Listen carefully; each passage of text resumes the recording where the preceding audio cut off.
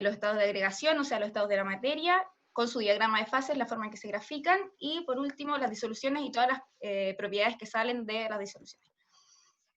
Ya, fuerzas intermoleculares, la diferencia que tienen con un enlace es la distancia que podemos encontrar. Entonces, si ustedes me preguntan cuáles son los enlaces son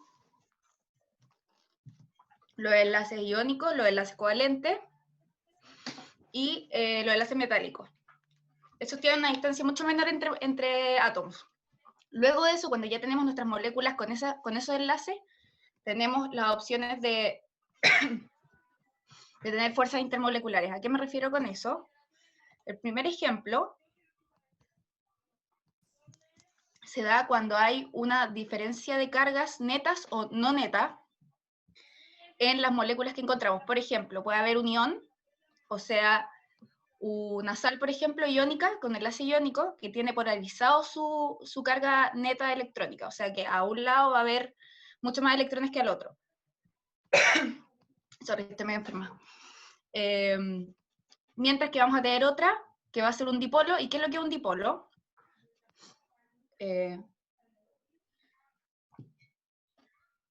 Aquí a la derecha podemos ver que cuando tenemos una molécula con un enlace covalente, o sea, no es iónico, cada átomo distinto tiene lo que ya vieron en otras unidades, se supone, que sería la electronegatividad. Entonces, el átomo que tiene mayor electronegatividad suele tirar para su lado los electrones y hacemos algo que se llama una nube, o sea, perdón, los átomos más electronegativos traen la nube electrónica, entonces vamos a tener mayor probabilidad de encontrar los electrones el átomo más electronegativo. Y ese dipolo que se hace, o sea, que tenemos un polo más positivo que el otro, sin tener cargas netas, o sea, sin tener que la molécula sea más 1, menos 1, no, sigue siendo neutra la molécula, pero se está generando esta diferencia de electronegatividad y a través de la nube electrónica, por lo tanto tenemos una parte que es polar positiva y otra que es negativa. Y eso se da tanto en el ion dipolo, cuando tenemos una carga neta, más un momento dipolar, que sería esta atracción hacia un lado, o en el caso de que todos sean dipolos, también ocurre lo mismo. Tenemos una parte más positiva que la otra, entonces las interacciones intermoleculares se hacen entre fuerzas opuestas. ¿Qué pasa aquí? Las moléculas no tienen, bueno, nuevamente, las moléculas no tienen carga neta, o sea, los dipolos no tienen carga neta, los iones sí, pero los dipolos no. Luego tenemos las fuerzas de dispersión de London, que son entre moléculas apolares, o sea que estas en general no son buenas compartiendo a bajas presiones. Tienen que estar muy cerca para que se genere algo que se llama un momento dipolar en el momento, cosa de que como están tan comprimidos y los electrones se repelen, va a haber una parte de la molécula para la que se van a ir los electrones y nuevamente vamos a crear este dipolo, pero como son moléculas apolares, no tienen naturalmente esta cualidad, o sea, no hay un átomo que sea más electronegativo que esté atrayéndolas, entonces solamente es temporal, los electrones se dispersan gracias a las fuerzas de repulsión, y sirven solamente a corta distancia, o sea, a alta presión. Cuando yo junto mucho mis moléculas, en algún momento sus electrones se van a organizar, y así yo puedo licuar, por ejemplo, el gas de cocina. Si no, tendríamos que andarlo trayendo en globos, pero no. Nosotros en los balones de gas tenemos gas licuado. ¿Por qué? Porque juntamos tanto que existen las fuerzas de dispersión de London, los electrones se dispersan y logran agruparse y ordenarse para poder estar juntos, y bueno, esas son las fuerzas intermoleculares que puede tener algo apolar.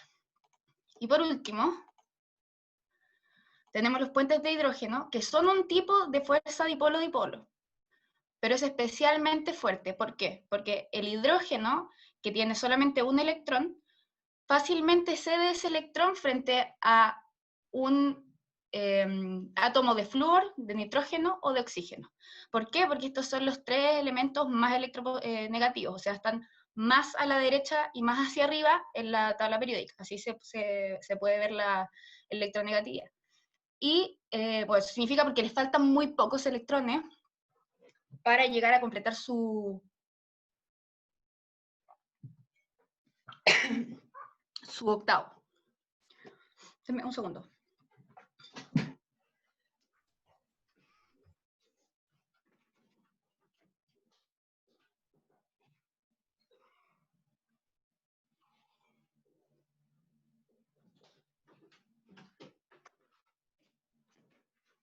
Ahí sí. Fue a buscar agüita. Bueno, entonces, ¿cuándo se van a dar nuestros puentes de hidrógeno? Cuando estamos con un hidrógeno al lado de un átomo muy electronegativo como oxígeno, nitrógeno u flúor.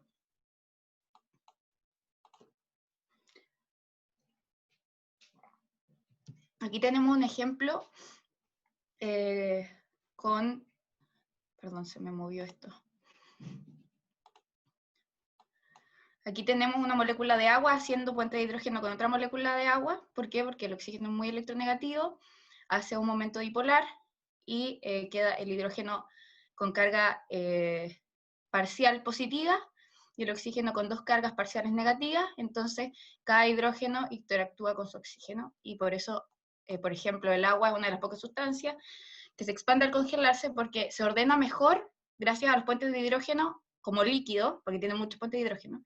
Cuando se congela, se pierde esta interacción y deja de estar tan comprimido. Entonces, por eso el agua tiene esta condición especial de ser menos densa en líquido. Bueno, aquí hay una organización de las distintas fuerzas intermoleculares, de si participan o no iones, de si estamos hablando o no de átomos especialmente electronegativos, y así. Esta la voy a dejar aquí como organización. Bueno, ¿qué propiedades macroscópicas podemos ver cuando tenemos estas fuerzas intermoleculares y de qué dependen? Bueno, las propiedades en general pueden ser intensivas o extensivas. Las intensivas dependen de la cantidad de materia y las extensivas, no dependen de la cantidad de materia y las extensivas sí. En este caso, todas son intensivas. ¿Por qué? Porque la solubilidad, el punto de ebullición, el punto de fusión y la densidad no van a cambiar dependiendo de cuánta materia yo tengo. Tengo 1 kilo de azúcar o tenga 1 gramo de azúcar, todos estos van a seguir siendo iguales.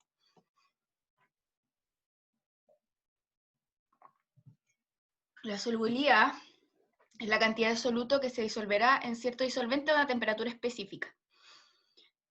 Es decir, lo apolar con lo apolar, o sea, lo semejante va a disolver a lo semejante y lo apolar con lo polar con lo polar iónico. ¿Por qué?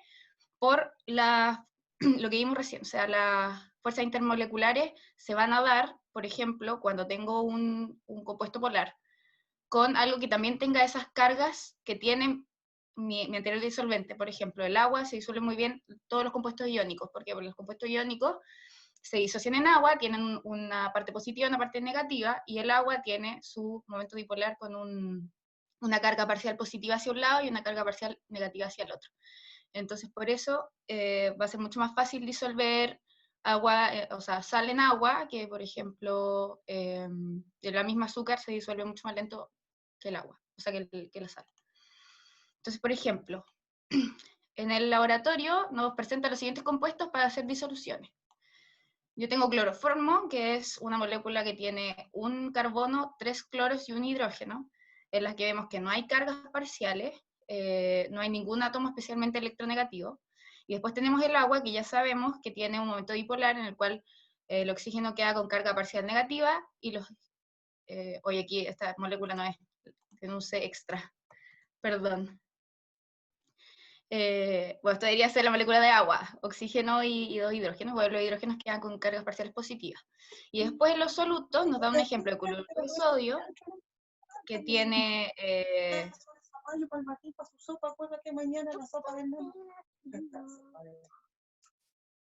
que acuoso, este cloruro de sodio acuoso, tiene una carga neta negativa y una carga neta positiva, y después tenemos octanol, que es un tipo de alcohol que tiene, me faltó aquí el alcohol, perdón, es octano, que es un hidrocarburo de 8 carbonos, esto está malo, que también son puros hidrógenos y carbonos y no tiene especial cargas parciales. Entonces, si me lo preguntaran en el laboratorio, obviamente preferiría yo disolver agua con cloruro, o sea, cloruro de sodio en agua y el octanol disolverlo en cloroformo.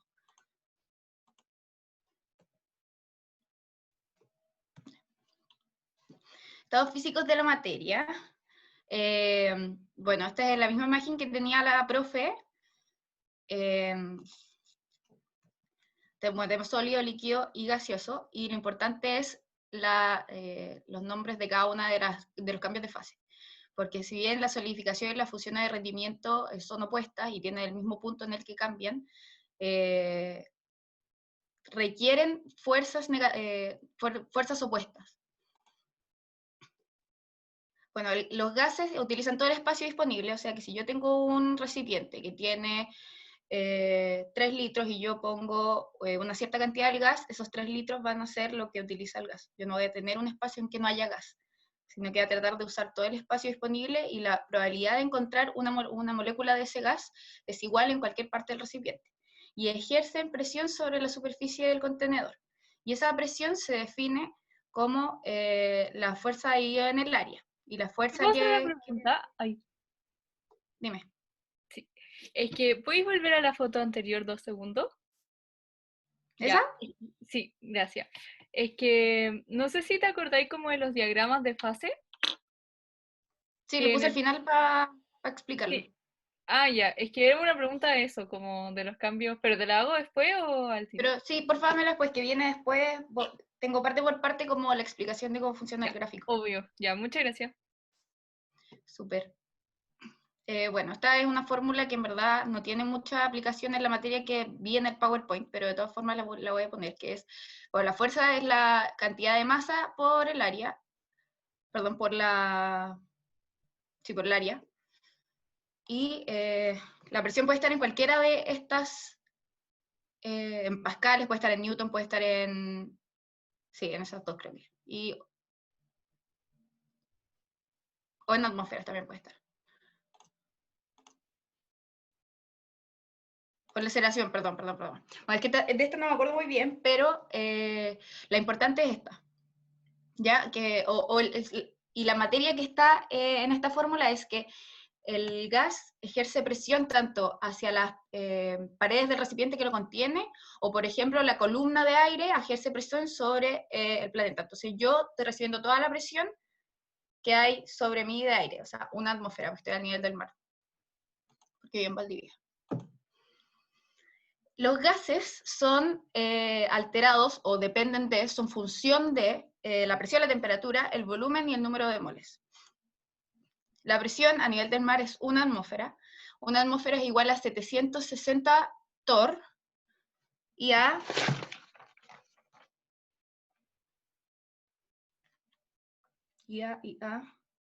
0,986 bar, y así hay distintas conversiones, pero la que yo vi en su PPT es de torr, así que hice un ejercicio con conversiones de torr a atmósfera, que igual es más común. La temperatura se mide en Kelvin, entonces los kelvins, el factor de conversión es los grados Celsius más 273,15. ¿Por qué? Porque los grados Kelvin tienen la misma graduación que los grados Celsius, pero contemplan que el cero es el cero absoluto. El cero es en el cual las moléculas no tienen cinética, no se mueven. Es por esto que ya, el 0 Kelvin es menos 273,15. Entonces por eso se le suma a los Celsius y la fórmula se trabaja con Kelvin. Bueno, el volumen en litros, o sea, que tenemos que estar haciendo la conversión entre ml, litros, centímetros cúbicos, a litros, así. Y los moles están en número de moles, que esta después la vamos a usar más adelante, que el número de moles es igual a los gramos de soluto partido de la masa molar. Los gramos de soluto son la cantidad que yo pesé en el laboratorio o que me dio la profesora en el problema, y la masa molar es la suma de las masas molares atómicas de la molécula. O sea, por ejemplo, el CO2 es carbono, que es 12, oxígeno, que es 16 por 2. Y esa es la suma, esa entera es la masa molar. Las leyes de los gases ideales son 4. La ley de Boyle, que hace una relación entre presión y volumen, que son indirectamente proporcionales. ¿Qué significa eso? Que si yo aumento la presión, el volumen disminuye.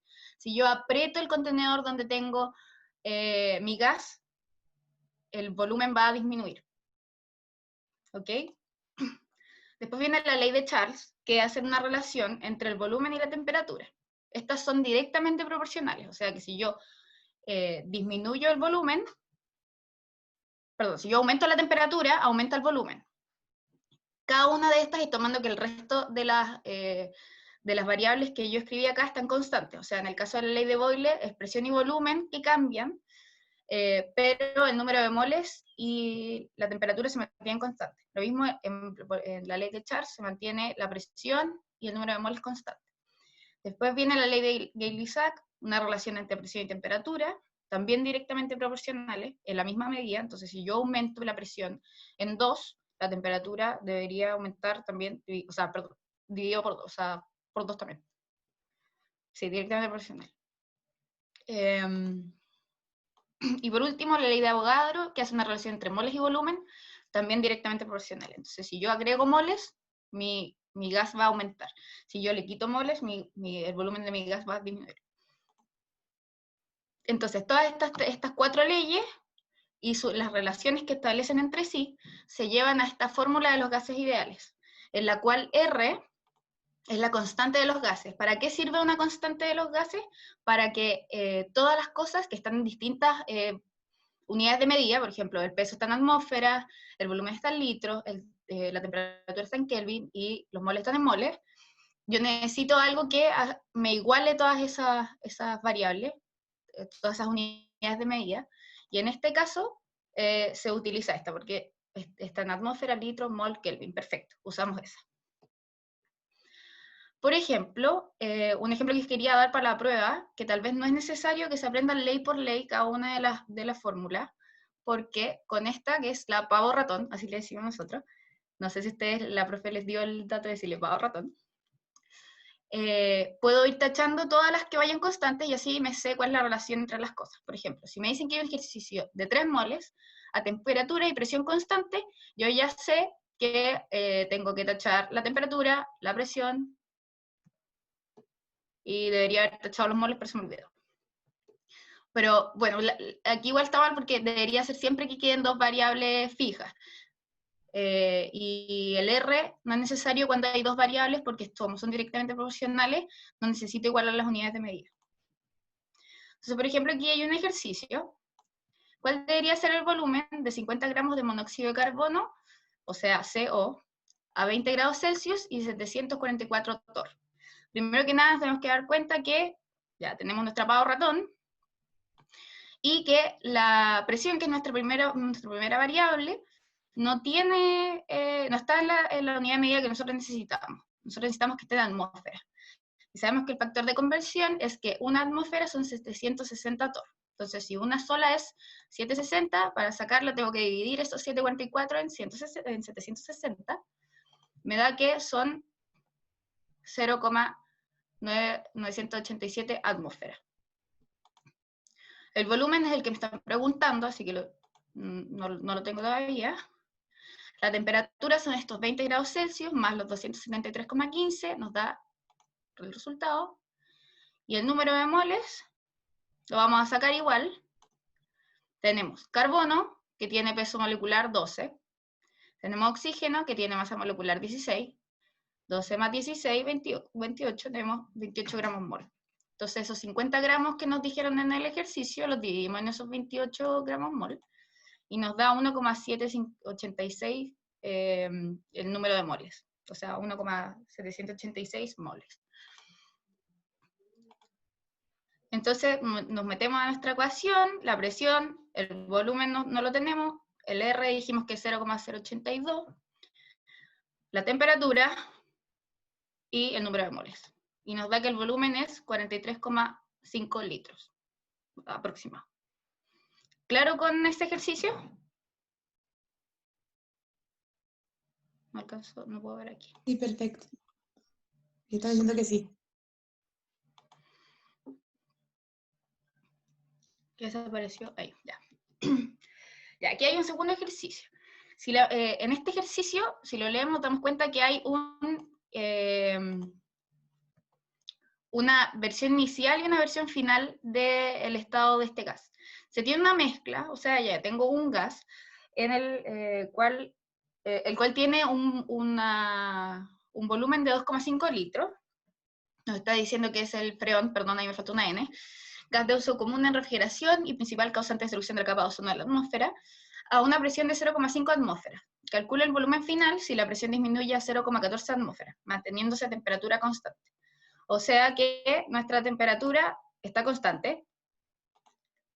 Los números de moles, como nos dijeron que se agregara o se quitara ninguna cantidad de materia, también es constante. Seguimos teniendo la misma mezcla. Y como ya nos quedan solamente dos variables, vamos a eliminar la R, porque la R igual es constante a ambos lados. Nos queda que en este caso, ¿alguien me dice qué ley es esta? ¿La que nos quedó?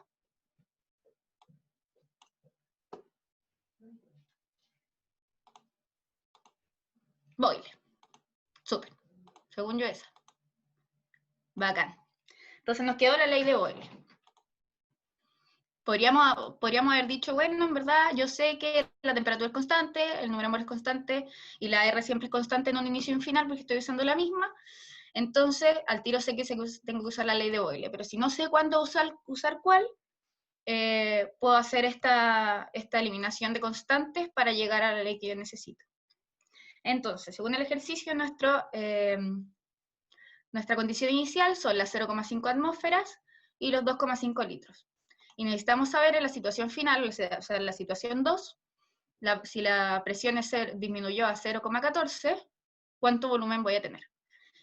Y bueno, como son indirectamente proporcionales, nos vamos a dar cuenta que si hacemos el cálculo, perdón, ¿son directas o indirectas? Indirectamente proporcionales, sí, nos va a dar cuenta que como disminuye la presión, aumenta el volumen. Nos da un volumen de 8,93 litros. Y lo último con los gases son las presiones parciales de Dalton. Si yo tengo una mezcla de gases, o sea que tengo más de un gas en un globo, por ejemplo, cuando yo soplo un globo y lo lleno, voy a tener tanto dióxido de carbono, como restos de oxígeno molecular, como nitrógeno, un montón de nitrógeno, porque la atmósfera es casi puro nitrógeno molecular. Entonces nos vamos a dar cuenta que ya, si yo ordeno lavado ratón, la presión es igual al número de moles por la constante por la temperatura dividida en el volumen. Pero en una mezcla tengo distintos gases y cada uno de esos gases va a tener un número distinto de moles, porque cada uno va a estar en distintas proporciones o porque cada uno tiene sus pesos moleculares individuales. Entonces lo que yo puedo hacer es, teniendo esos datos, sacar la presión total de mi globo, sumando las presiones parciales de cada uno, porque la presión total es igual a la suma de las presiones parciales, que es la ley de Dalton que está aquí. Entonces voy a tener mi presión del gas 1, mi presión del gas 2, mi presión del gas 3. Y la última que salía en este PPT de su materia es la ecuación de Van der Waals, pero no salía con mucha más información, y la verdad es que la materia de esta fórmula es bastante más complicada. Yo la estoy pasando en química física, no se ve en química general. Pero lo importante es que sepan que esta es la misma pavo ratón, pero que tiene dos cambios. Estamos arreglando el volumen y estamos arreglando la presión. O sea, esto es lo que se le resta a la presión, ¿cierto? O sea, se le suma la presión, porque está restado a este lado, pero si yo lo llevo al otro lado de la ecuación, se lo voy a estar sumando a la presión. Y este es un cambio que se le hace al volumen. Eso es lo importante, porque esas dos cosas son las que varían cuando uno deja de trabajar con gases ideales, sino que trabaja con gases reales, o incluso lo puede uno aplicar a líquidos y sólidos, porque esta ecuación sirve para todos los estados de la materia. Pero eso es lo importante, que el volumen, las moléculas de los gases ideales, supuestamente, como son ideales, no tienen ninguna interacción entre ellas. Entonces, no tienen interacciones intermoleculares y no se están atrayendo. Pero resulta que los gases reales sí se atraen un poco, y si están muy comprimidos, se empiezan a repeler. O sea, dejan de tener ese comportamiento ideal. Entonces, por eso nosotros necesitamos hacer ese ajuste o ese arreglo al volumen, en condiciones reales. Y a la presión, la primera era que el volumen se arregla por las interacciones intermoleculares, y la presión es la que se arregla porque yo cuando comprimo mucho un gas necesito, me doy cuenta de que empiezan a haber repulsiones. Entonces esas dos cosas que pasan, una a altas presiones y otra disminuyendo el volumen por interacciones intermoleculares, se arreglan en la ecuación de Van der Waals. Esa es la función. Pero bueno, no creo que se lo pregunte mucho.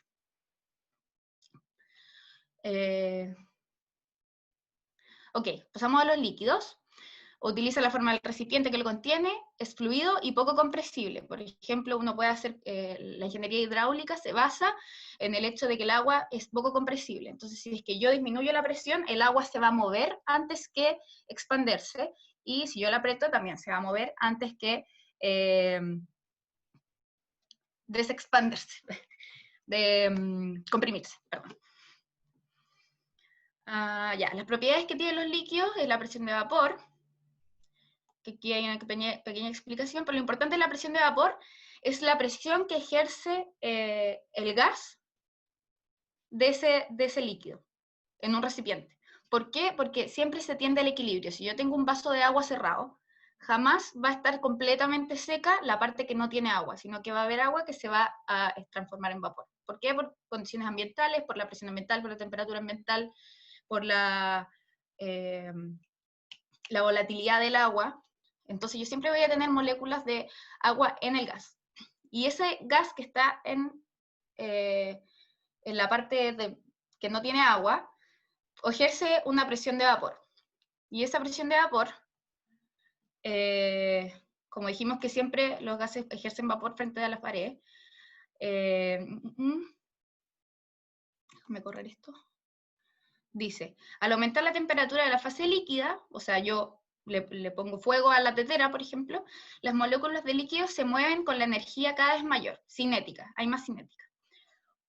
Una medida de este aumento de su energía es que la concentración de moléculas en fase gaseosa, arriba del líquido, aumenta la temperatura. Entonces en mi tetera ahora hay mucho vapor de agua, además del agua líquida que tengo.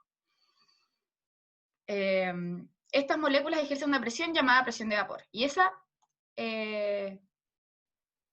presión de vapor depende de la volatilidad del compuesto. Por ejemplo, el agua tiene mucho menor presión de vapor que el alcohol metanol que tenemos en el neceser, en la casa. O por ejemplo, que el etanol que está en la cerveza, que está en todos los tragos alcohólicos, o no sé, las cosas que salen de la encina, por ejemplo, todos los hidrocarburos volátiles, tiene mucho menos presión de vapor que el agua, por ejemplo, o que, no sé, el alquitrán.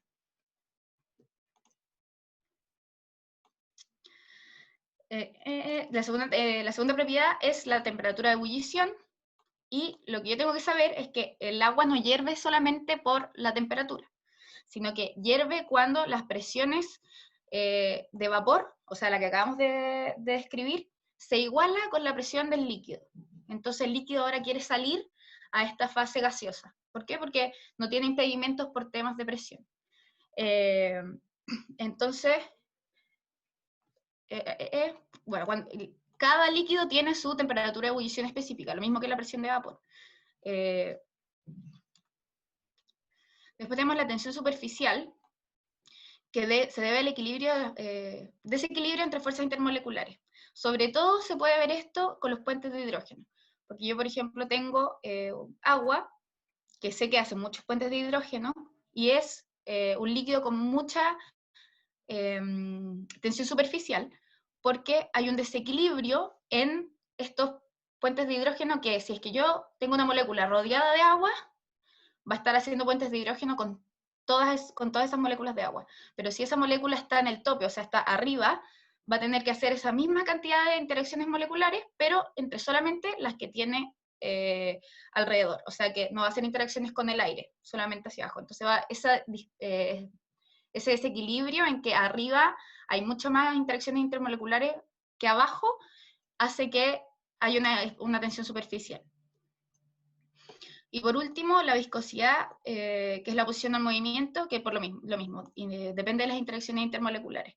Si es que yo tengo miel y agua, sé que la miel tiene más interacciones intermoleculares porque es más viscosa.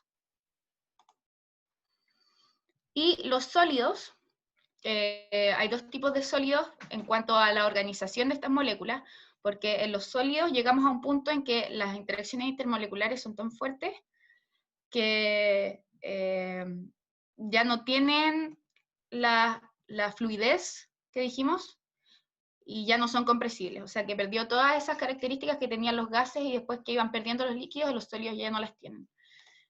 Y bueno, pueden ser de dos formas. cristalinos o amorfos, y aquí se ve la diferencia. El cristalino, como el cuarzo, el azúcar también es cristalina, el cloruro de sodio, que tiene, como son iónicos y tienen cargas disparejas, se organizan como si fueran cuadritos y producen estos sólidos cristalinos que al final lo que hacen es utilizar de la mejor manera el espacio en su organización. Y los sólidos amorfos no están utilizando bien ese espacio en su organización.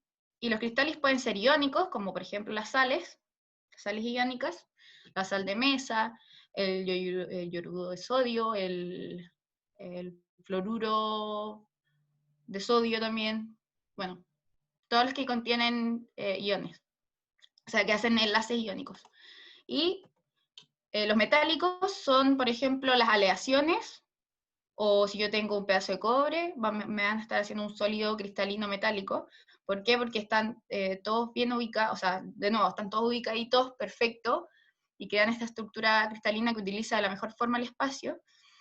Y por último, los covalentes. El azúcar, por ejemplo, es un cristal covalente, la glucosa. Bueno, aquí volvemos a los estados de la materia, como ya hemos visto, y hay dos cosas que se utilizan para identificar la pureza de los distintos materiales que yo tengo, por ejemplo, en el laboratorio. ¿Por qué se utilizan estos dos, el punto de fusión o de derretimiento, o la evaporación o ebullición? Porque son muy fáciles de medir en el laboratorio. Porque son a altas presiones, bueno. Bueno, punto de fusión. Sabemos que el punto de fusión es de sólido a líquido, cuando se derrite el hielo, cuando funde el metal, y aumenta al incrementarse las fuerzas intermoleculares. O sea, yo este punto de fusión, la cantidad de energía que yo voy a tener que aplicar para romper esas interacciones moleculares, se llama punto de fusión, en el momento en el que sólido pasa a líquido. Y mientras más interacciones intermoleculares o más fuertes las interacciones intermoleculares que tiene ese sólido, más energía voy a tener que aplicar para que pase al estado líquido. Y como vimos antes, el orden de las fuerzas intermoleculares y enlaces, desde más fuertes a más débiles, son los enlaces iónicos, porque tienen una diferencia de cargas netas y se atraen. Los enlaces covalentes también son muy fuertes a pesar de ser apolares, muchas veces. Y después, desde los puentes de hidrógeno comienzan las fuerzas intermoleculares, que son los puentes de hidrógeno, que son un dipolo-dipolo especialmente fuerte. Después las ion-dipolo, las dipolo-dipolo, y las fuerzas de London son las más débiles. Entonces, por ejemplo, si es que a mí me dijeran, ¿cuánta energía tengo que aplicarle a un gas de cocina para que, ¿cómo se llama? Para que se funda? Va a ser mucho menos energía. Lo más probable es que en estado normal, a condiciones normales, ya sea líquido o ya sea gaseoso, mientras que algo que tenga un enlace iónico, o sea, va a ser casi imposible de fundirlo. O sea, la sal de mesa no se puede fundir antes de que se combustione, porque tiene un punto de fusión muy, muy alto. El punto de ebullición es de líquido sólido, pero se repite la misma historia. O sea, es otro cambio, pero en realidad es la misma materia. O sea, al incrementarse, se necesita más energía para yo poder romper estas interacciones intermoleculares que tiene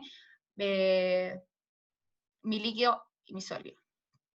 O sea, de líquido, perdón, esto está mal, esto es de líquido a gaseoso. Soy paja. Bueno, nuevamente tenemos nuestras superfuerzas. Y ahora sí, nos vamos al diagrama de fases.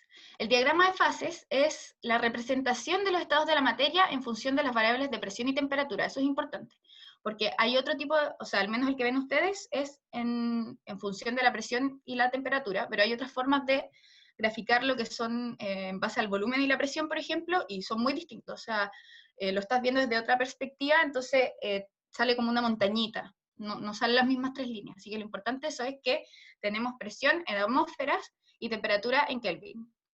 Esos son nuestros ejes. Tenemos 3 líneas, ¿cierto? Y primero que nada vamos a ir aprendiendo parte por parte qué es lo que es este diagrama de fase. Entonces yo me estoy dando cuenta que hacia más acá hay menos presión, ¿cierto? Y para acá ha sido la presión. ¿Ven el mouse? Y acá lo mismo, aumenta la temperatura, disminuye la temperatura. Entonces, si es que yo solamente veo esto, me puedo dar cuenta, ¿quién escribió? Que a bajas temperaturas, pero a bajas presiones también, yo soy capaz de pasar de sólido a gaseoso directamente. Lo mismo, pero después si subo la temperatura y subo la presión, puedo pasar de sólido a líquido y no puedo pasar directamente de sólido a gaseoso. Ya, entonces aquí nosotros tenemos para acá se funde, perdón, sí, para acá la fusión, para acá solidificación. Para acá, ¿qué pasa? Perdón, acá, de sólido a gaseoso, sublimación y sublimación inversa. Y por acá tenemos ebullición y... no me acuerdo cómo se llama el otro. Bien Ceci. Ebullición y...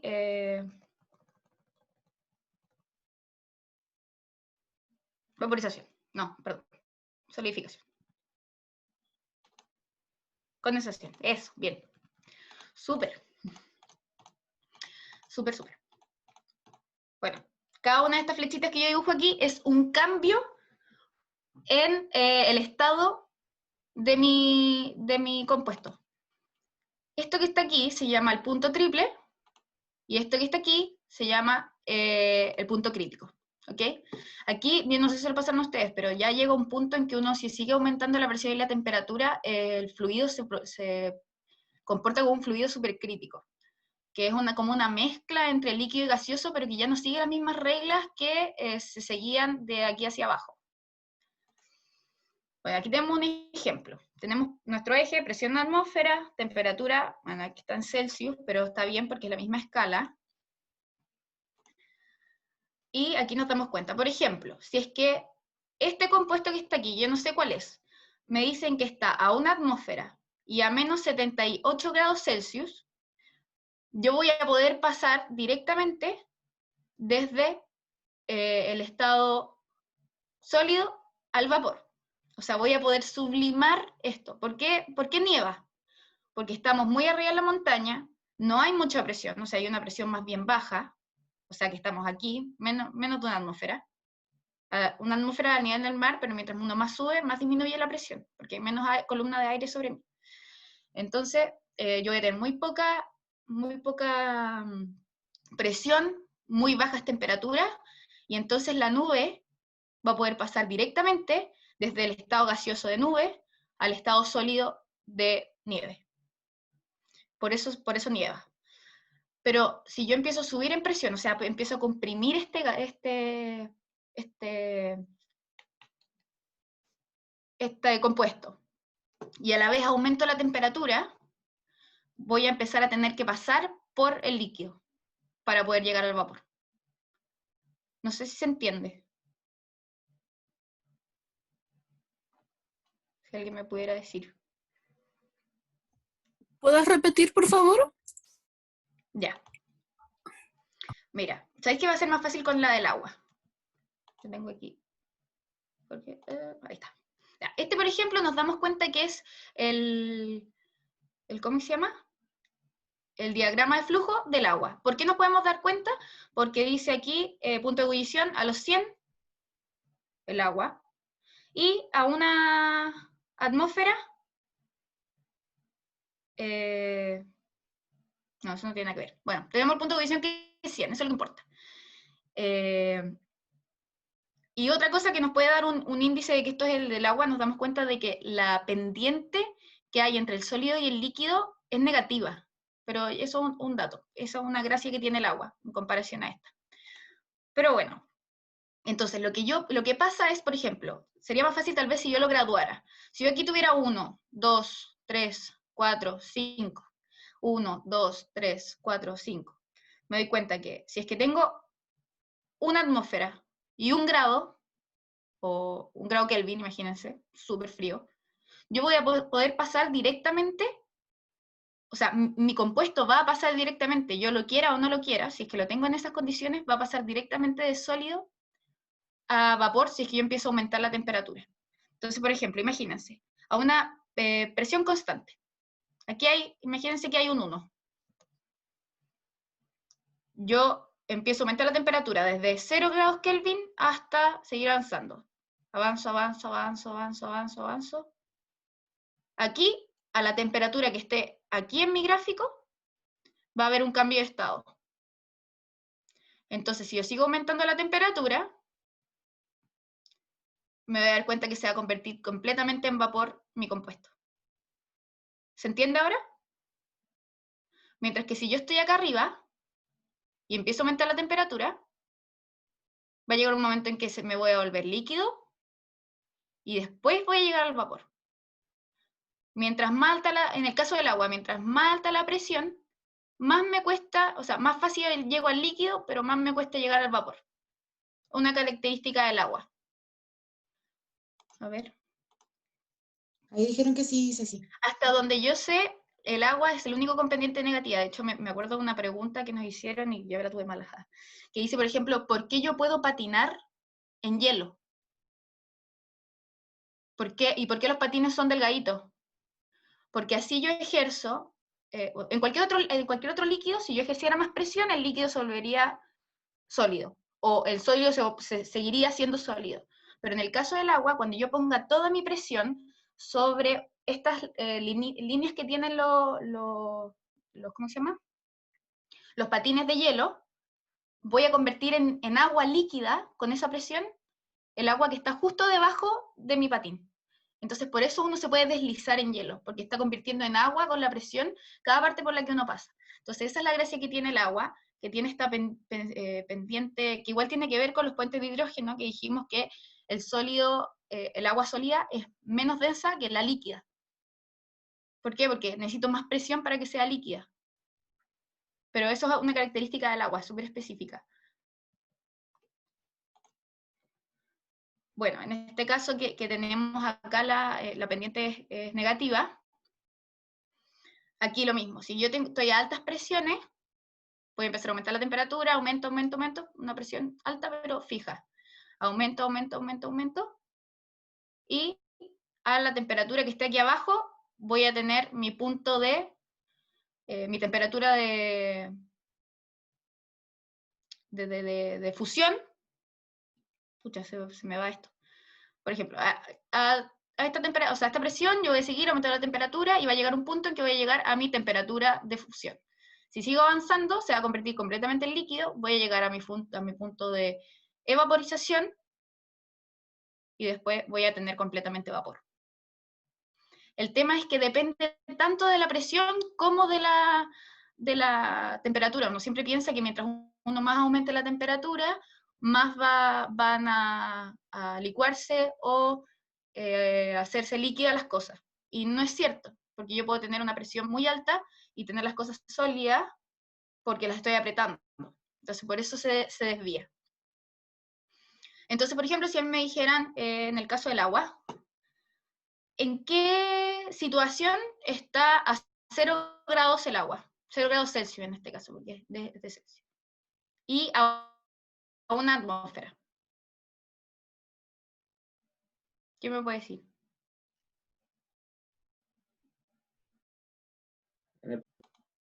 Exacto. Entonces, a una atmósfera y a 0 grados tenemos punto de fusión. Pero de repente me podrían decir, ¿qué pasa si estás a una atmósfera, pero a 50 grados? O sea, justo a la mitad entre 0 y 100. Voy a tener mi agua en completo estado líquido. La gracia de la línea es que cualquier punto de la recta que yo esté, va a haber un equilibrio entre las dos fases que están a cada lado de la línea. O sea que si yo por ejemplo, estoy aquí, va a haber un equilibrio en mi recipiente entre la etapa, entre la fase sólida y líquida. ¿Qué significa el equilibrio? No significa que estén 50-50, significa que es constante la cantidad de vapor, o sea, perdón, en el caso de vapor y líquido, es constante la cantidad de vapor y es constante la cantidad de líquido, aunque están siempre cambiando. Entonces, por cada molécula que pase de líquido a vapor, va a pasar una de vapor a líquido. Eso es en cualquier parte de las rectas. En este caso, estas dos son curvas y esta es una recta. ¿Ok? Entonces, por ejemplo, aquí van a estar en equilibrio líquido y vapor. Acá van a estar en equilibrio sólido y vapor, y acá va a estar en equilibrio sólido y líquido. ¿Y qué pasa en el punto triple? En el punto triple están en equilibrio las tres fases. Entonces, si uno quisiera tener una mezcla de tres fases, tendría que estar específicamente en el punto triple. O sea, en 0,01 grados Celsius con 0,006 atmósferas. ¿Qué va a pasar a esa temperatura y esa presión? Voy a tener los tres estados de la materia en equilibrio. ¿Está claro? Es súper difícil este gráfico, entonces por eso estoy dando harto tiempo. La que tenía la duda antes, que no sé quién era. Sí, no, ya me la Gracias. resolviste. O sea, lo único que me queda de duda es que en el punto de fusión, ponte tú, también sería el punto de solidificación, ¿o no? Sí, pero la Ya. gracia es que no es un solo punto, porque aquí yo tengo uno marcado, aquí yo tengo a una atmósfera la temperatura de fusión y de solidificación, pero yo podría elegir a cualquier presión o a cualquier temperatura y sacar la presión de solidificación y de fusión o la temperatura de solidificación y de fusión. Ya, perfecto. Gracias.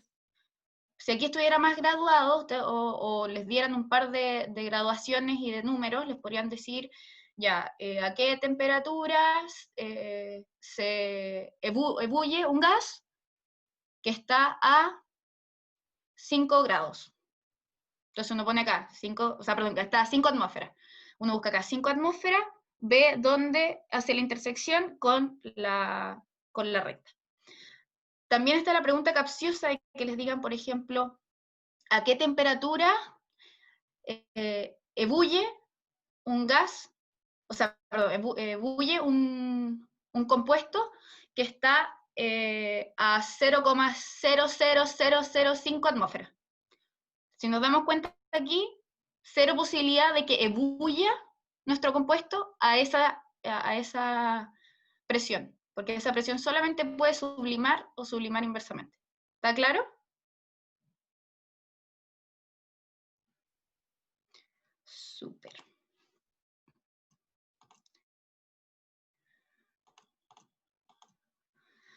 Disoluciones.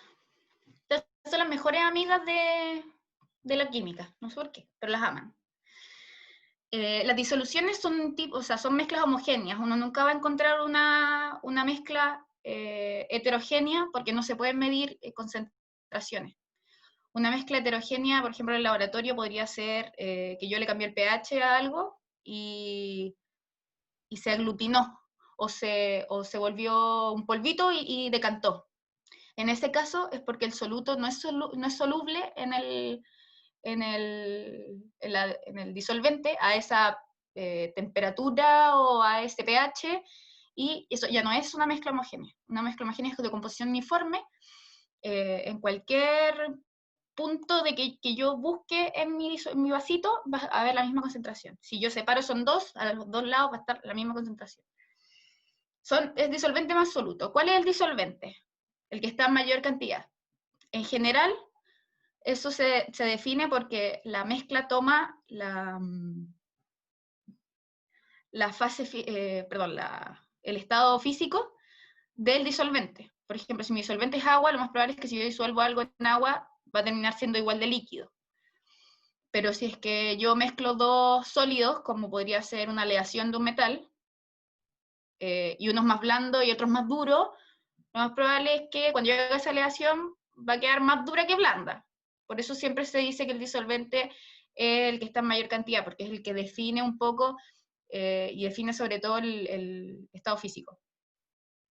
Y bueno, pueden estar en cualquier estado físico. Yo puedo tener una mezcla de gases y como difunden, y yo sé que utilizan todo el espacio posible, voy a saber que es homogénea. Entonces nosotros respiramos una mezcla homogénea de nitrógeno, con dióxido de carbono, con oxígeno, con metano, y todos los gases que hay en la atmósfera. Y pueden ser insaturadas, saturadas o sobresaturadas. Acá, si nos damos cuenta, tenemos 4 disoluciones. La primera está sin nada. La segunda está con un poco de soluto, pero nos damos cuenta que si yo siguiera agregando soluto, se seguiría disolviendo. Entonces todavía tiene mi disolución capacidad de seguir disolviendo más soluto. La segunda, si es que yo considero que está saturada, es porque si yo le echo un miligramo más de soluto, ese soluto no se va a disolver y va a caer al fondo.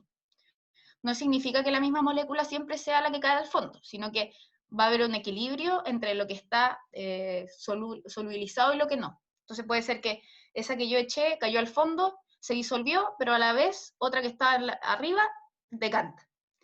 Entonces por eso es un equilibrio.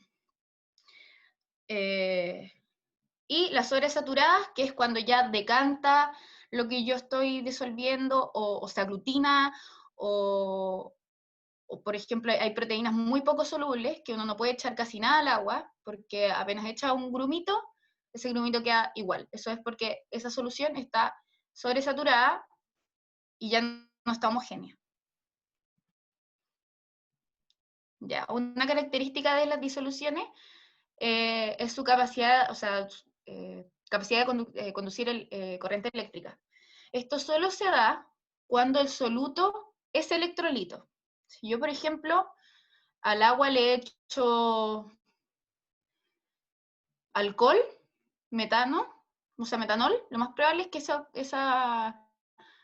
esa disolución no sea un electrolito o sea un electrolito muy débil. ¿Por qué? Porque el metanol no tiene una gran, o sea, tiene un momento dipolar, es polar, pero no necesariamente es iónica. Entonces, la capacidad de conducir corriente eléctrica tiene que ser acuosa la mayoría de las, o sea, es acuosa la mayoría de las veces, porque el agua, como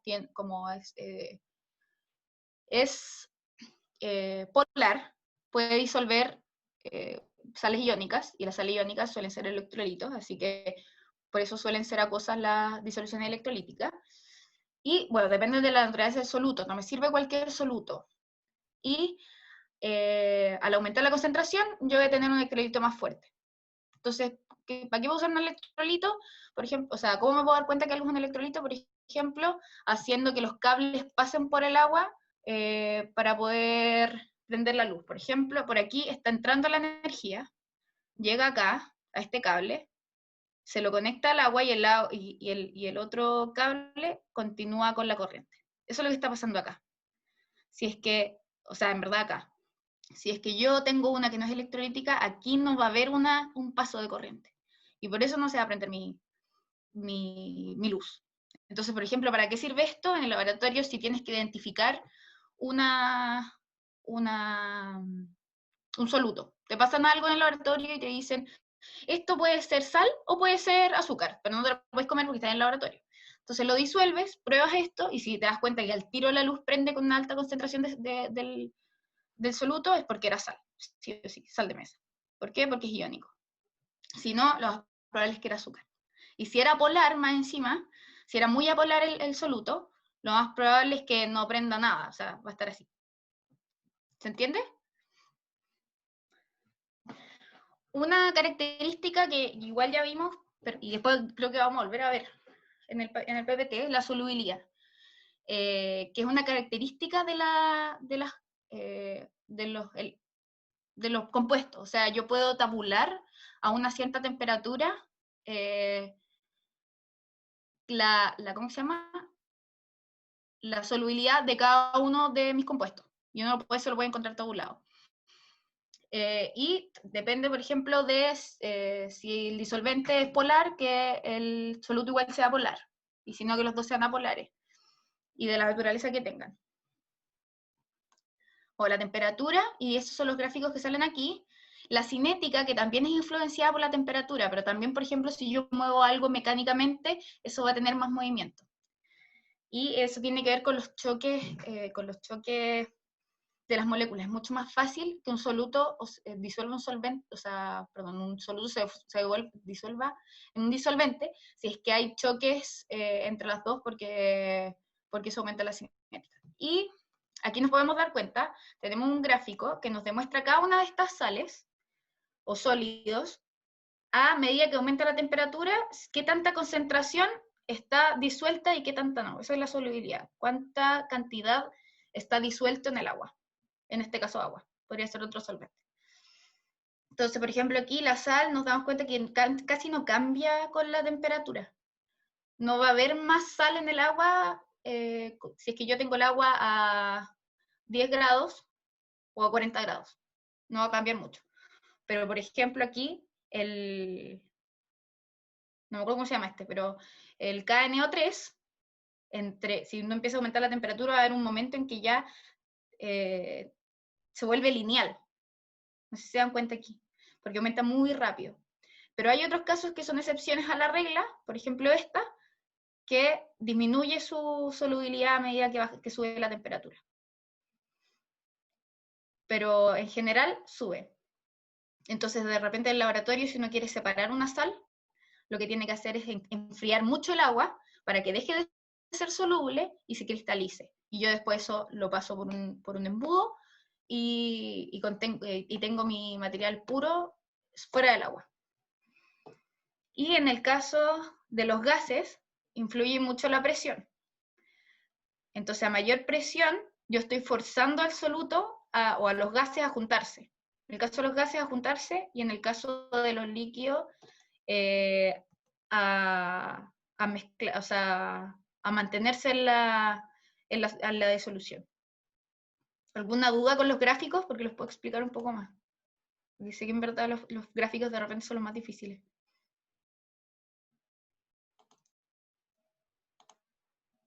No, parece que no. Bueno. Unidades de concentración. Estamos hablando de la solubilidad, o sea, de las disoluciones y de su solubilidad. Primero tenemos los porcentajes. Aquí están las fórmulas, pero en verdad la gracia es solamente ver que es gramos o ml. Y todos son soluto partido en disolución. ¿Cierto? Entonces depende de si yo quiero masa, volumen, o sea, peso, pongo gramos, gramos. Si yo quiero peso, volumen, pongo gramo, ml. Si quiero volumen, ml, ml. ¿Cuál es el tema aquí? Que no siempre la masa va a ser igual al volumen. En el caso del agua sí, porque el agua tiene una densidad igual a 1, pero la densidad de la mayoría de las cosas es distinta a 1. ¿Y la densidad qué es lo que es? La cantidad de masa que hay en un volumen. Entonces, si a mí me están diciendo que el petróleo, no sé, un ejemplo tonto, tiene una densidad, ponte tú, de 2. Eso significa que por cada, si yo pongo acá masa, tengo, no sé, pues 5 gramos, voy a tener la mitad en el volumen. ¿Ok? Bueno, esta es una fórmula bastante simple que yo en verdad nunca me sé bien la relación, pero como es simple, la escribo, hago el cálculo rápido y así me aseguro de que sale correcto y que no lo hago al revés. Bueno, como estos son porcentajes, se multiplican por 100.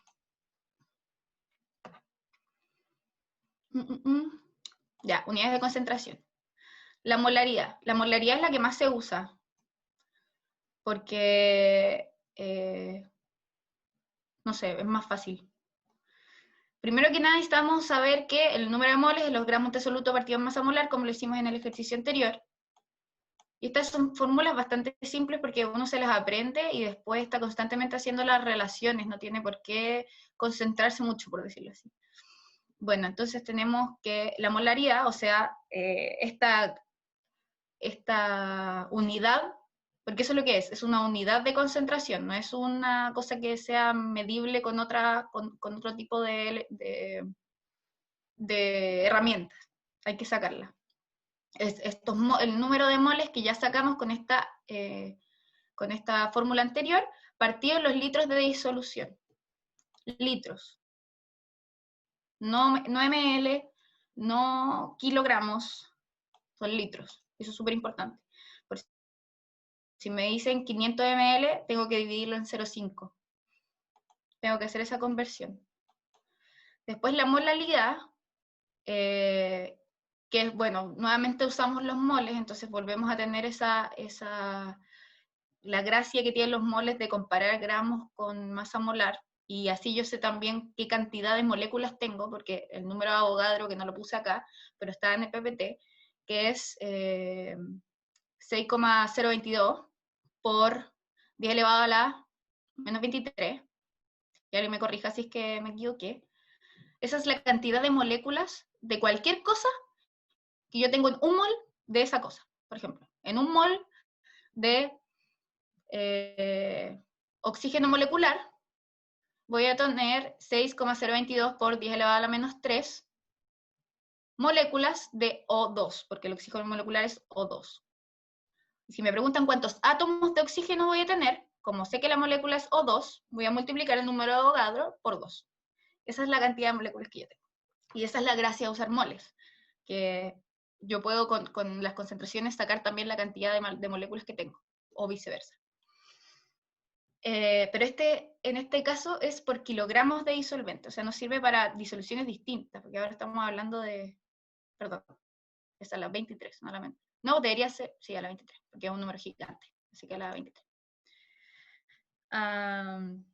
Bueno, en este caso se va a utilizar para cosas de repente distintas, porque en kilogramos estamos hablando de soluciones sólidas, lo más probable, pero igual se puede utilizar para disoluciones. Y por último, la fracción molar, que es los moles que yo saqué recién de lo que sea que yo tengo, dividido en los moles totales, o sea que yo tengo que sacar los moles tanto de soluto como de solvente, y sumarlos. Ya, la preparación de disoluciones en laboratorio hay dos tipos, o sea, o yo saco con cualquiera de las fórmulas anteriores los cálculos de las cosas que tengo que sumar y hacerlo como si es una receta. Entonces ya yo necesito que sea de 3 litros y necesito que tenga una molaridad de 0,5, entonces saco cuántos gramos son con las fórmulas que yo ya sé, y sumo los gramos que me salieron con los 3 litros de agua, y esa es mi disolución. Y esa es la forma simple de hacer una disolución. Pero cuando yo quiero diluir una que ya existe, porque, no sé, porque tengo muy poco, porque necesito que sean alícuotas del anterior, cosa de que estén todas en la misma razón, tengo que usar esta fórmula, que es volumen inicial por concentración inicial es igual a volumen final por concentración final. Sea cual sea esa concentración que yo saque con las anteriores fórmulas. Entonces, por ejemplo, si yo quiero que una actual disolución que está a 3 molar, súper concentrada, y quiero que termine estando en 0,3 molar, tengo que poner mi volumen inicial, que podría haber sido 3 litros, por ese 3 es igual al volumen final que yo estoy buscando, por 0,3. Saco el resultado y ese es el volumen nuevo que tiene que tener mi disolución. Entonces, lo que hago es hacer que mi disolución, que tenía su volumen inicial, sea cual sea, o sea, creo que habíamos dicho 3 litros, tengo que hacer que llegue a el nuevo volumen. Entonces, si resulta que mi resultado me decía que la nueva tenía 5 litros, entonces tengo que agregarle 2 a la que tenía 3. ¿Se entiende?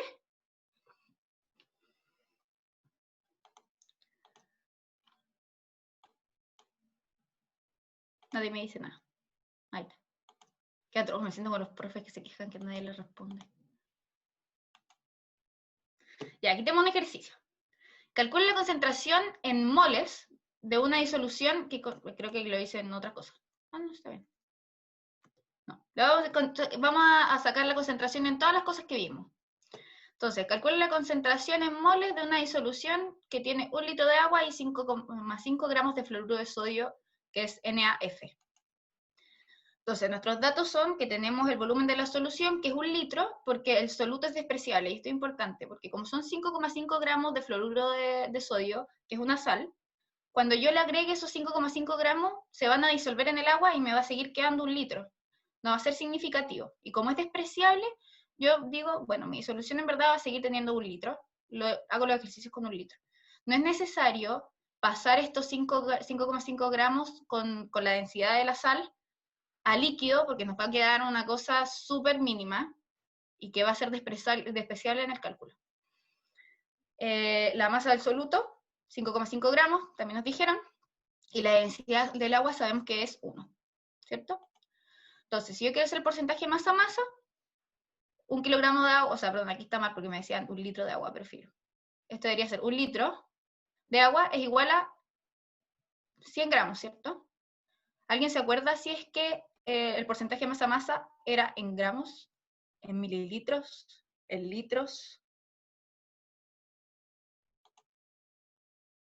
En gramos. O sea, no es como la molaridad. Yo no tengo que usar litros ni kilogramos acá, como la molaridad y la molaridad. Aquí uso gramos y ml. Entonces, tengo que, aquí debería decir, sí, está bien, perdón. 1 litro de agua es igual a 1 kilogramo de agua, porque la densidad es 1, y ese 1 kilo de agua es igual a 100 gramos, porque esa es la medida de conversión. Tenemos 5,5 gramos de sal. Esos 5,5 gramos de sal, aquí me equivoqué porque es por 100, lo dividimos y lo multiplicamos por 100. Y eso debería darme, ¿alguien me dice, aprovechando que me equivoqué?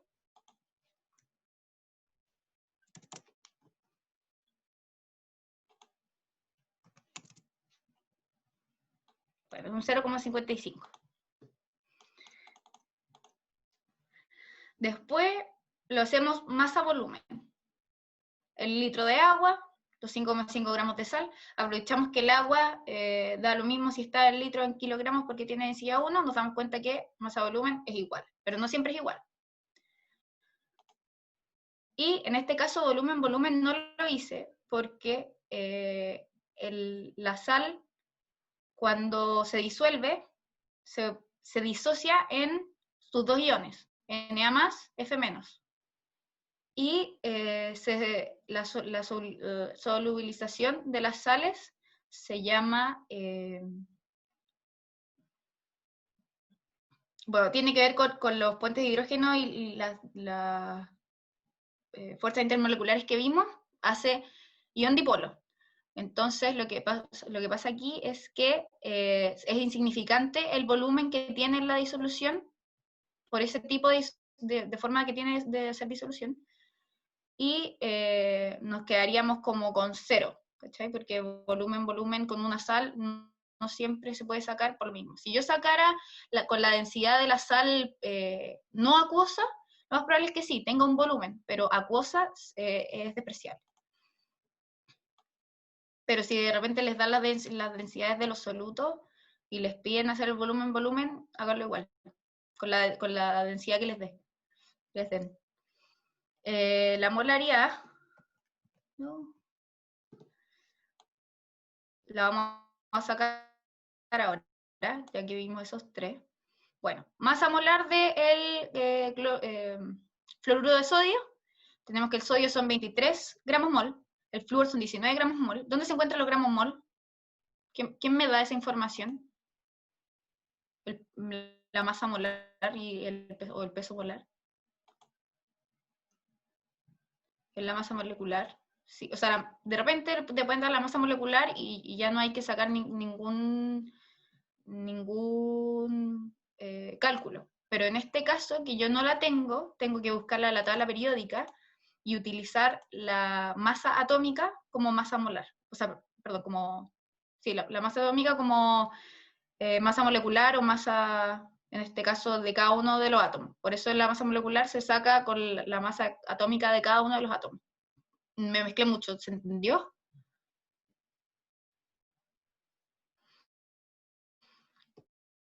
Bueno, tenemos 42 gramos mol acá, es los gramos de soluto, esos 5,5 partido en la masa molar que acabamos de sacar, 42 gramos mol, y nos da 0,13 moles. ¿Eso está bien? ¿Te parece bien?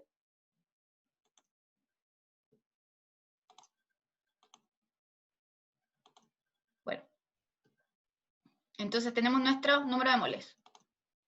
Y La molaridad son los moles de soluto que acabamos de sacar, 0,13 dividido en los litros de disolución, que era 1, nos da una molaridad de 0,13, aquí lo tengo mal escrito, pero se escribe molaridad igual, o si es que uno quiere tener las unidades de medida, la unidad de los gramos de la molaridad son gramos por litro partido en mol.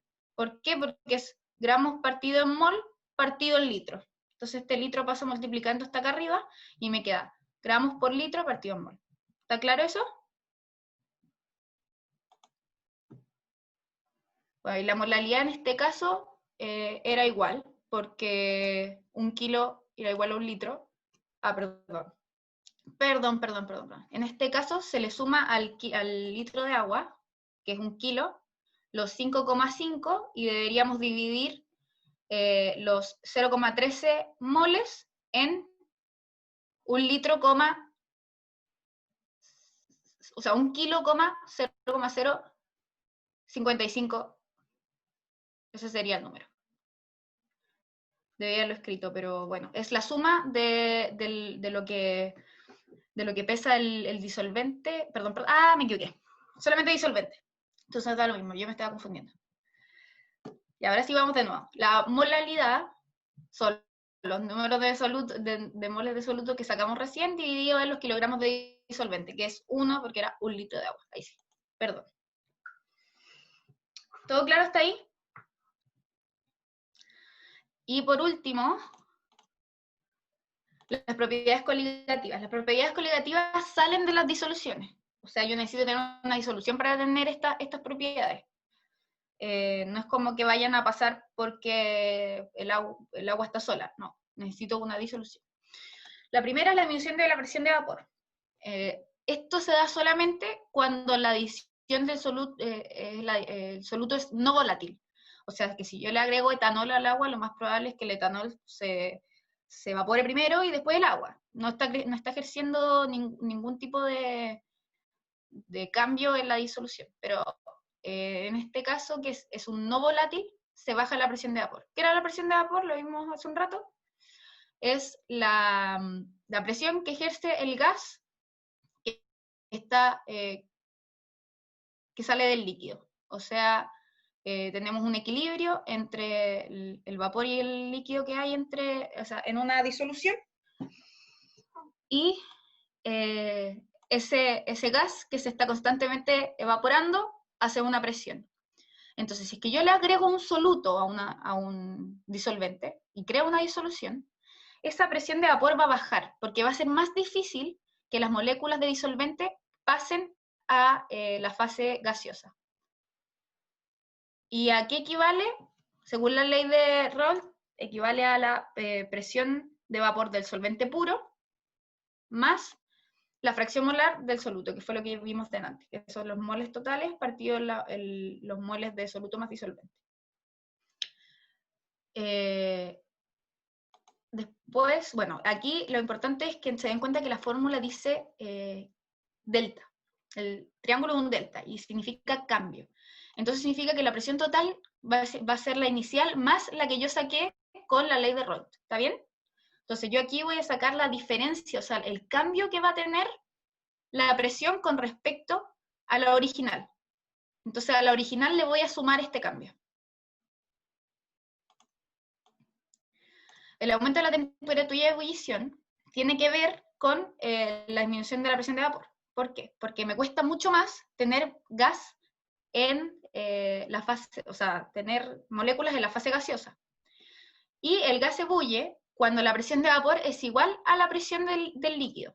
Entonces, si es que yo no aumento la presión de vapor, nunca se va a igualar con la presión del líquido. Y le va a costar, o sea, al menos le va a costar mucho más. Entonces, la disminución de la presión de vapor da como resultado el aumento del punto de ebullición. Y el punto de ebullición, el cambio, el aumento, se dicta por esta fórmula, que la verdad es que esta la puse, pero yo no me la sé. Sí me la sé, perdón. Es molalidad, o en el caso anterior, sí, ya sabemos lo que era, en este caso es molalidad por la temperatura. Alguien que me corrija si es que me estoy equivocando, es igual al cambio en la temperatura. No, según yo el K, no, perdón, el K es una constante, eso era, perdón, pero no me acordaba. Ya, el cambio en la temperatura con respecto a del disolvente en su estado natural es igual a una constante que se les van a dar, que está acá, por la molaridad. Entonces yo tengo que sacar la molaridad para poder saber el cambio en la temperatura de ebullición. Nuevamente, el delta significa cambio. Entonces, para yo dar una respuesta, tengo que, en la prueba, si me piden por el cambio total, o sea, por la temperatura que tengo al final, temperatura final, tengo que sumar la inicial o la original, más el cambio que me dio en la fórmula. La disminución de la temperatura de congelación es porque a bajas temperaturas los solutos no son solubles en los disolventes y los solventes se cristalizan a bajas temperaturas. Entonces esto genera que si yo le echo un soluto a un solvente, esta disolución va a tener una temperatura de congelación más baja que el disolvente original. O sea que voy a necesitar bajar mucho más la temperatura para que se me congele el agua con sal, que si es que tuviera el agua sola.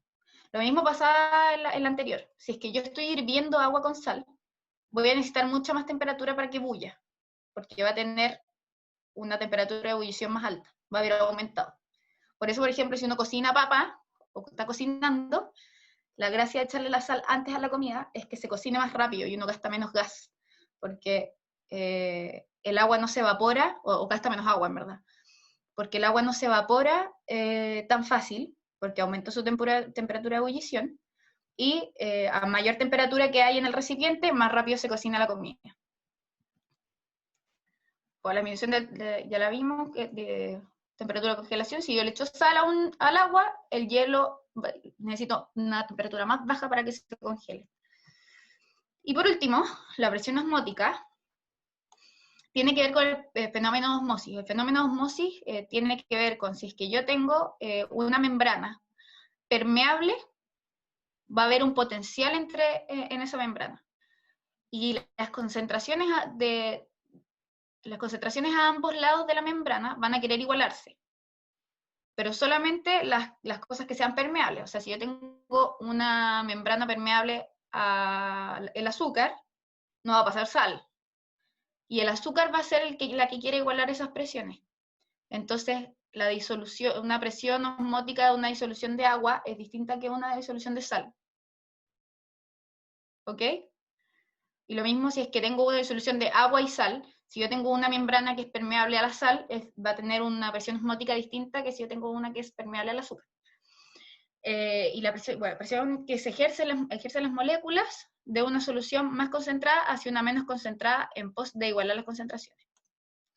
Entonces, ¿qué se va a mover aquí? No se va a mover el soluto, se va a mover el agua.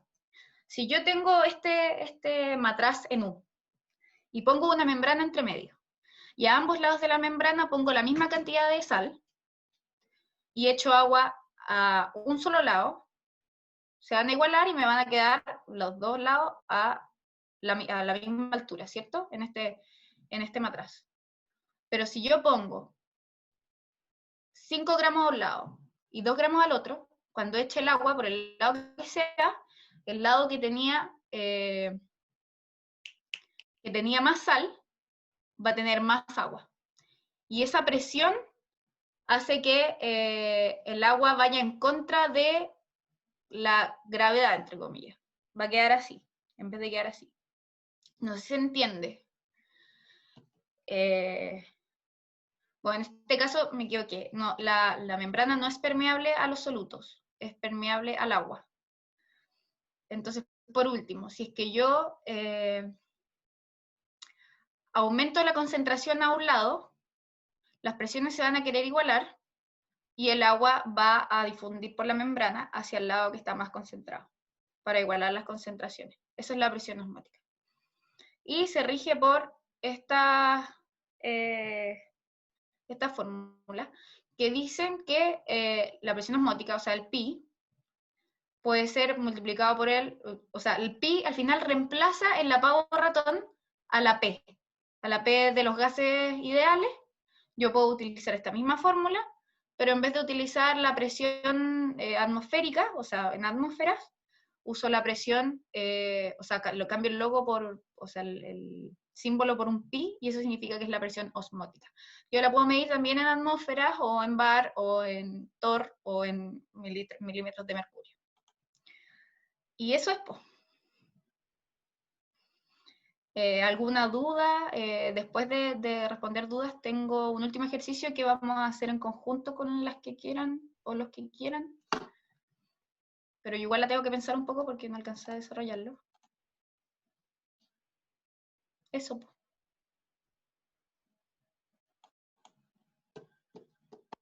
¿Alguna Sí, duda? yo creo que dale con el ejercicio, porque nomás?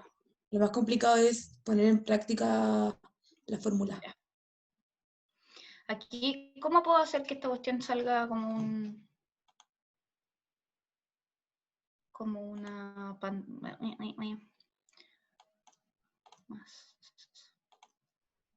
pizarra? ¿Ven la pizarra? Sí. Ya. Se dispone de una disolución a 30% de ácido sulfúrico. Entonces vamos a poner la pizarra. Ay, qué miedo esto. ¿Cómo puedo dibujar aquí?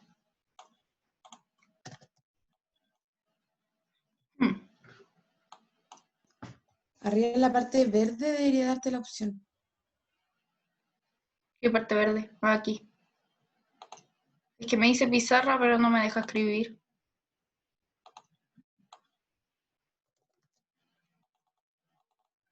Ya, que lo voy a hacer acá en el PPT. Oh.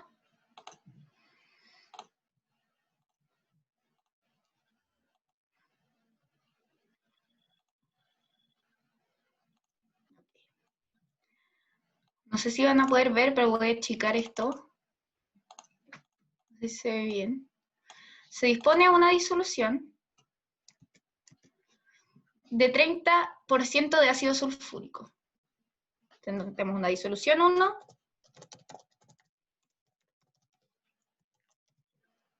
30%, masa, ¿o no? No, este es volumen. ¿Por qué sabemos que es volumen? Porque es una disolución acuosa, aunque aquí no lo dicen, pero las disoluciones de ácido sulfúrico, como son ácidos, o sea, para ser ácidos, son compuestos que se pueden disociar y el lugar donde puedes disociarte es en agua, o sea, tiene que ser en medio acuoso, si no, no es ácido, si no es otra cosa.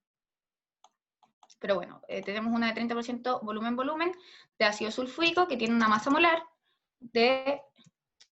una masa molecular de 98,08 gramos mol.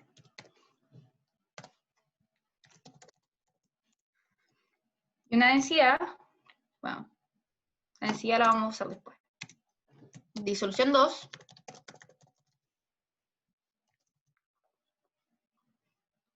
Y de esto, perdón, tenemos 10 ml. De la disolución 2 es de un mol litro. 1 molar. Ya. Son 20 ml.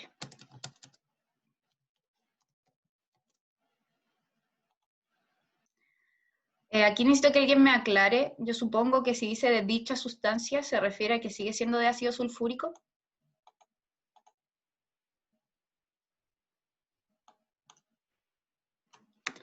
Y disolución 3.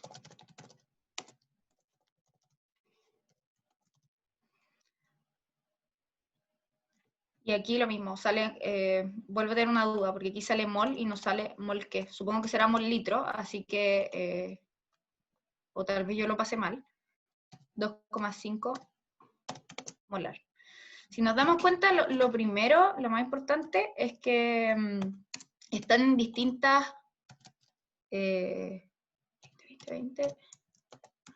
Están en distintas unidades de concentración, entonces tenemos que pasarlas todas a la misma. Y la más fácil de pasar es la primera porque las otras ya están en molaridad. Entonces podemos pasarla directamente si sabemos que... Entonces me salió algo en el chat. Sí, súper. Si sabemos que... voy a hacer los cálculos en mi hoja y ahí los voy escribiendo. 30%, vamos a imaginarnos que la disolución 1 está en 1 litro, ¿ok? Porque así es más fácil. Como es volumen, sabemos que de ese litro, que son 100 ml, para que sea un 30%, tienen que haber 300 ml de ácido sulfúrico. ¿Está bien? Sulfúrico. Esos 300 ml los tenemos que convertir en gramos, porque para la molaridad necesitamos gramos, con la densidad que nos están dando. Nos están diciendo que la disolución 1 tiene una densidad igual, entonces aquí te debo poner, significa que son 300 ml en una disolución de 100, ¿cierto? ml. Esos 300 ml los tenemos que pasar con la densidad que nos dieron, que es de 1,120.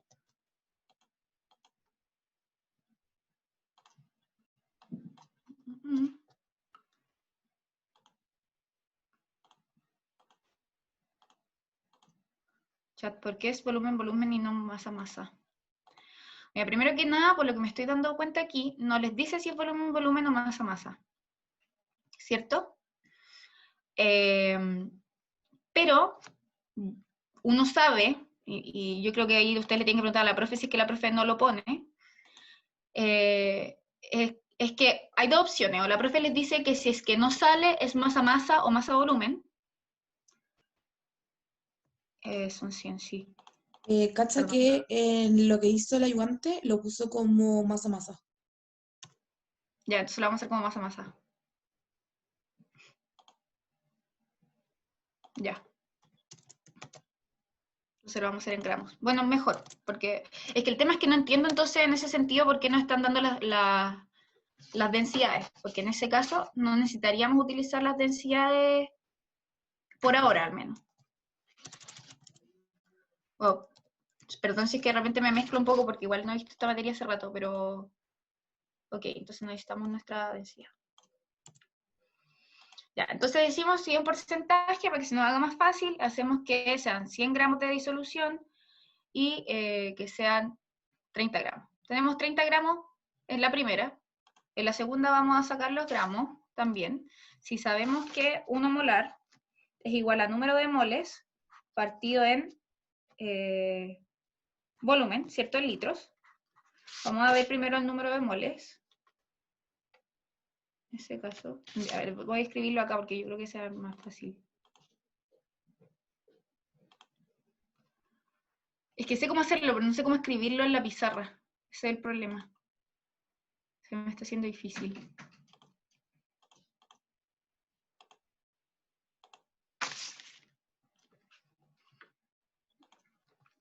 Ya, ahí va a estar más fácil.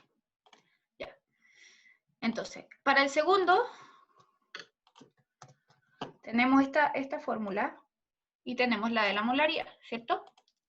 La de la molaridad dice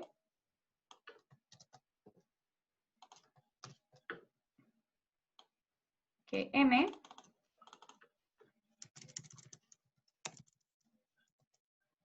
es igual al número de moles partido en litros. Entonces, en el caso de la segunda disolución, nos están diciendo que son 20 ml, o sea, 0,02 litros. ¿Está bien eso? ¿Va todo ok? Número de moles, los necesitamos, es lo que necesitamos sacar. Y la molaridad nos dijeron que era, en el caso, 1. Entonces sabemos que nuestro número de moles, en el caso de la disolución 2, va a ser 0,02 moles, porque 1 es igual a 0,02 partido en 0,02. ¿Está bien eso? Entonces, con ese 0,02 vamos a ir a sacar la molaridad, o sea, perdón, los gramos de soluto, que los tenemos que ir sumando. Entonces sabemos que el número de moles es 0,02 y los gramos de soluto nos quedan como interrogante. Y la masa molar nos dijeron que era 98,08. 98,08 por 0,02 nos da que los gramos de soluto en esta disolución específica en la que yo saqué 20 ml son 1,96. ¿Quedó alguna duda con eso? Porque podría explicarlo un poco mejor si es que ahora que tengo las fórmulas y ya caché cómo hacerlo.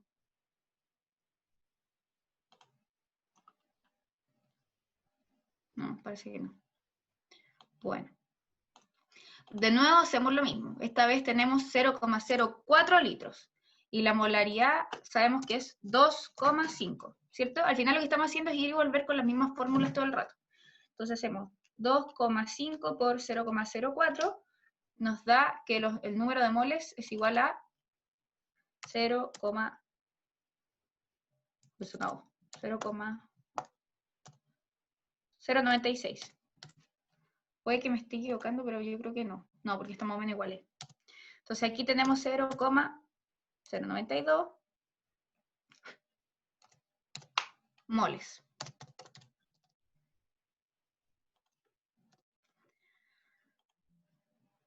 De nuevo lo multiplicamos por 98,08, que es el mismo ácido sulfúrico, la masa molar o sea, la masa que teníamos, eran gramos. Y en el caso de la disolución 3, nos está dando que tenemos 9,41 gramos. Y acá eran 30 gramos, ¿cierto? Ah, no, mentira. En el caso 1 me faltó que como está 30 gramos de 100, en el caso de 10 vamos a tener 3 gramos. ¿Está bien? Entonces en total tenemos 9,41 más 1,96 más 3 nos da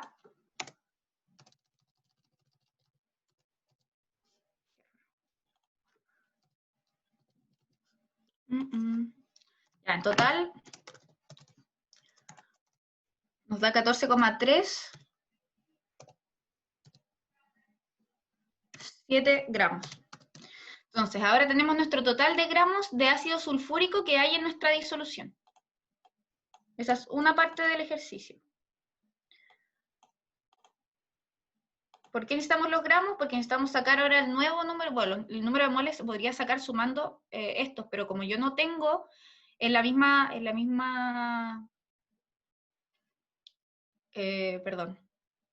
unidad de concentración todas mis disoluciones, podría pasarlas todas a moles y ahí sumarlos, o pasarlo todos a gramos y después sacar los moles. Y al final se le agrega de nuevo 100 ml de agua. Pucha, no me deja hacer esto. Bueno, le voy a agregar aquí. ¿Por qué no está eso? Ya, 100 ml de agua. Aburre.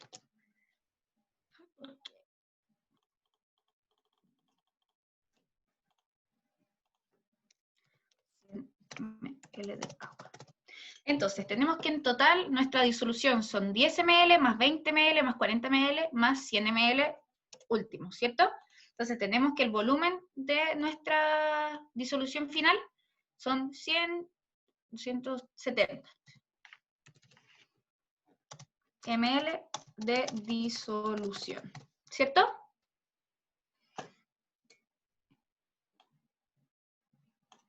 Entonces, si queremos sacar, ya, para la molaridad nos falta,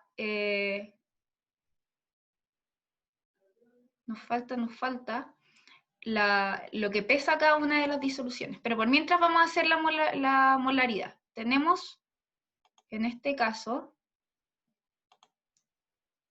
déjame buscar la fórmula, por favor.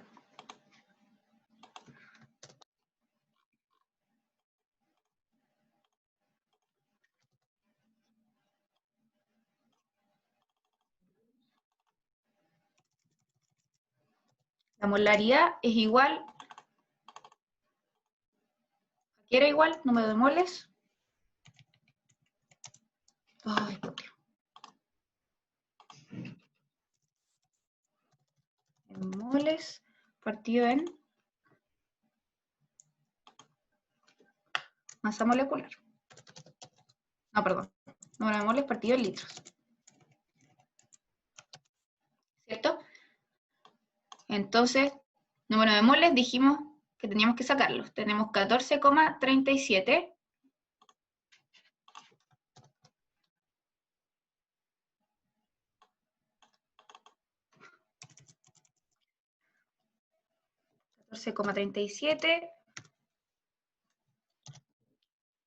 Dividido en la masa molecular que nos dieron, 98.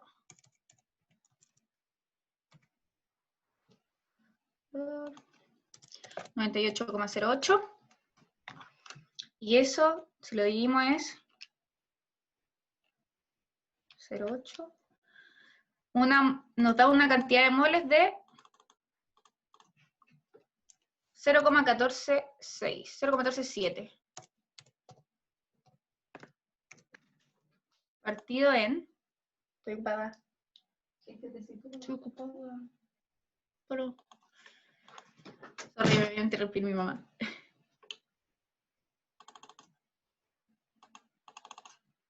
Litros dijimos que era 0,17, ¿cierto? Porque eran 170. Esto dividimos en 0,17, da 0,147 dividido en 0,17. Nos da una molaridad de 0,86. Si alguien me pudiera decir si eso está bien, según el ayudante.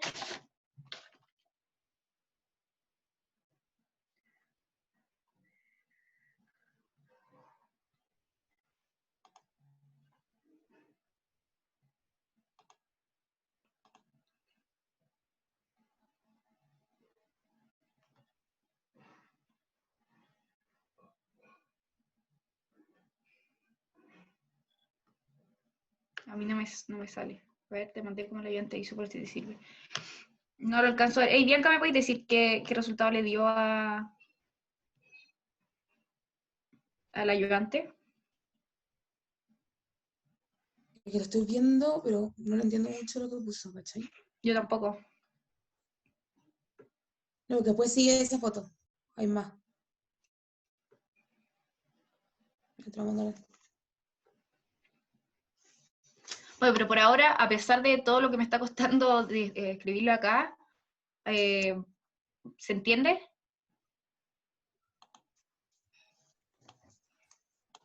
Porque me cuesta mucho igual escribir el desarrollo. Tal vez se lo puedo mandar escrito después del lo damos vuelta.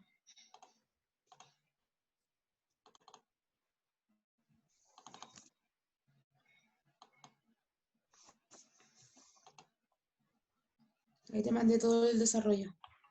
Ya. Había alguien que me había... Igual quiero saber si hasta ahora, no sé quién tenía la duda, pero si hasta ahora por lo menos la molaridad va bien, o si hay alguna cosa que todavía no quedó clara por el desorden. La Connie preguntó. No me sale. Ahí está. Se entiende, bacán. Ya.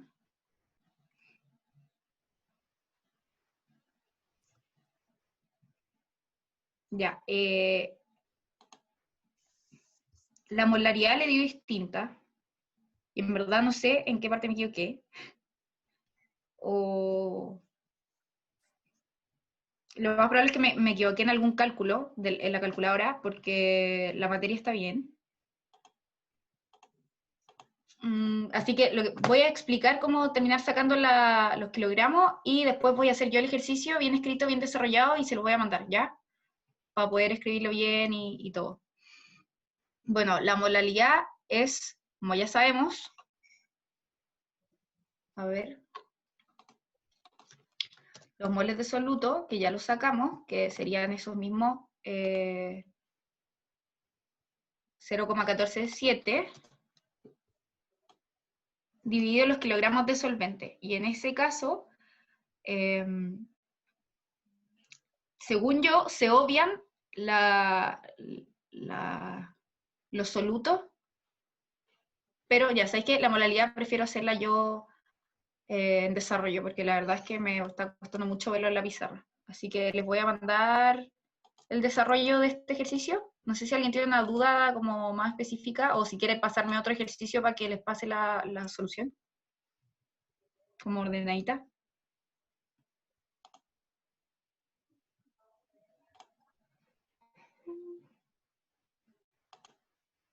Me dicen que este ejercicio lo hagáis después tú y me lo mandí. Y ahí yo lo mando al grupo.